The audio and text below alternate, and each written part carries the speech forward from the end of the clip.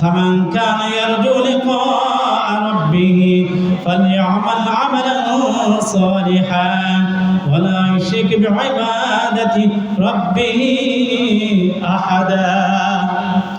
আল্লাহ রাব্বুল আলামিন বলেন, ফামান কানা ইয়ারজু লিকাআ রাব্বিহি, যে ব্যক্তি আল্লাহ তাআলার সাথে দিদার লাভ করতে চায়, যে ব্যক্তি আল্লাহ তাআলার সাথে সাক্ষাৎ করতে চায়, যে ব্যক্তি আল্লাহ তাআলার সাথে সম্পর্ক কায়েম করতে চায়, যে ব্যক্তি আল্লাহ তাআলার সাথে মহব্বত সৃষ্টি করতে চায়, যে ব্যক্তি আল্লাহ তাআলার পক্ষ থেকে মেহমানদারি পেতে চায়, যে ব্যক্তি আল্লাহ তাআলার পক্ষ থেকে জান্নাত পেতে চায়, যে ব্যক্তি আল্লাহ তাআলার সন্তুষ্টি অর্জন করতে চায়, যে ব্যক্তি আল্লাহ তাআলার রেজামন্দি অর্জন করতে চায়, সে তিনি দুইটা আমল করে। তার মধ্যে এক নম্বর হলো ফালইআমাল আমালান সালিহা, সে যেন নেক আমল করে, আমালা সালিহা করে, ওয়া লা ইউশরিক বিইবাদাতি রাব্বিহি আহাদা, এবং সে যেন আল্লাহ তাআলার সাথে শরীক স্থাপন না করে। এই দুইটা আমল আমি আপনি যদি করতে পারি, তাহলে আল্লাহ তাআলার পক্ষ থেকে জান্নাত পাওয়া যাবে, আল্লাহ তাআলা আমার আপনার উপর সন্তুষ্ট অর্জন হবে, আমি আপনি আল্লাহ তাআলার সৌন্দর্য অর্জন করতে পারবো, আল্লাহ তাআলা দিদার লাভ করতে পারবো, আল্লাহ তাআলার সাক্ষাৎ করতে পারবো, আল্লাহ তাআলার সাথে মুলাকাত করতে পারবো। এখন তো মানুষ একজন অপরের সাথে মুলাকাত করার জন্য, প্রেম করার জন্য, সম্পর্ক কায়েম করার জন্য, মহব্বত সৃষ্টি করার জন্য দিনের পর দিন, রাতের পর রাত, ঘন্টার পর ঘন্টা, বছরের পর বছর সময় কাটায়।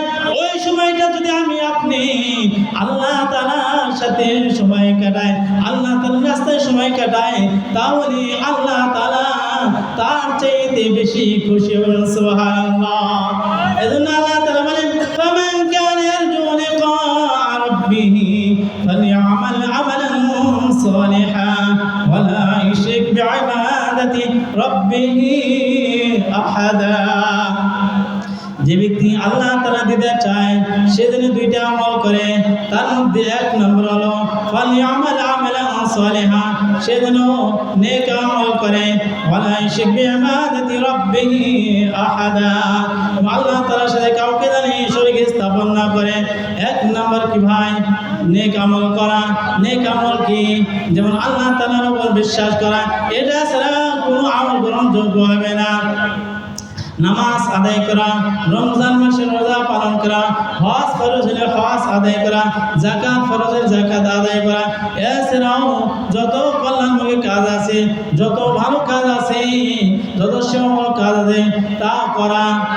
যেমন মসজিদ মাদ্রাসার খেদমত করা, দান সদকা করা, গরিবদেরকে সাহায্য করা, অভাব অনটন মিসকিন অসহায়দেরকে সাহায্য করা, মানুষকে সৎ পরামর্শ দেওয়া, সৎ কথা লেখা, সৎ সাক্ষ্য দেওয়া, এর হলো আমলে সালেহা। আর যতই আমি আপনি আমলে সালেহা করি না কেন, যদি ওই আমলে সালেহার সাথে যদি ঈমান না থাকে,